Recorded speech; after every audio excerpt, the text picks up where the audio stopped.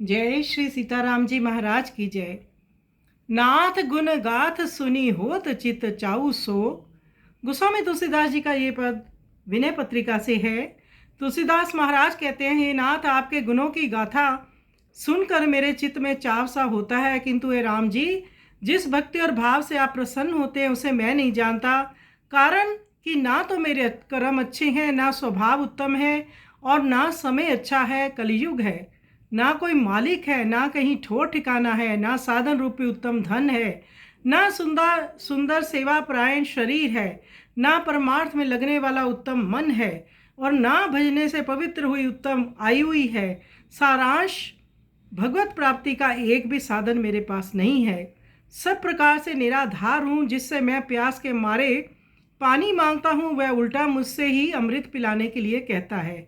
मैं अपनी बात किससे कहूँ, किसी से भी कहने की हिम्मत भी सी नहीं पड़ती। हे बाप जी बलिहारी, आप ही मेरे लिए वैसा कोई अच्छा उपाय कर दीजिए, क्योंकि आपके कृपा दृष्टि से देखते ही हारने पर भी अच्छा दाव सा हाथ लग जाता है। भाव, बड़े बड़े पापी भी आपकी कृपा से बैकुंठ के अधिकारी हो जाते हैं। आप यदि सुझा दें तो अदृश्य वस्तु भी दिखने लगती है, और यह आपके समझा देने पर नहीं समझ में आने वाला आपका स्वरूप पदार्थ भी समझ में आ जाता है। अब आप उसे ही सुझा और समझा दीजिए। देखिए, आपके नाम का जो अवलंबन है वही तो पानी है, और उसमें रहने वाला मैं दीन मीनों का राजा सा हूँ, बड़े भारी मत्स्य के समान हूँ। मैं जो प्रभु के सामने इसमें कुछ भी बनावटी बात कहता हूँ तो मेरी ये जीभ जल जाए। मेरी बात सभी तरह से बिगड़ चुकी है। केवल एक ही अच्छा बानक सा बना हुआ है, और वह ये कि तुलसीदास ने ये बात अपने दयालु स्वामी को जना दी है। अब स्वामी आप ही बिगड़ी बनवाएंगे। तो बहुत सुंदर विनय गोस्वामी तुलसीदास महाराज जी कर रहे हैं। आइए सुंदर पद का हम श्रवण करें।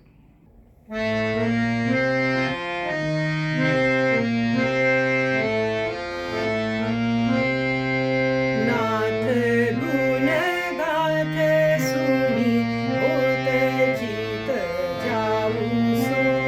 नाथ गुण गाथ सुनी होत चित जाऊ सो।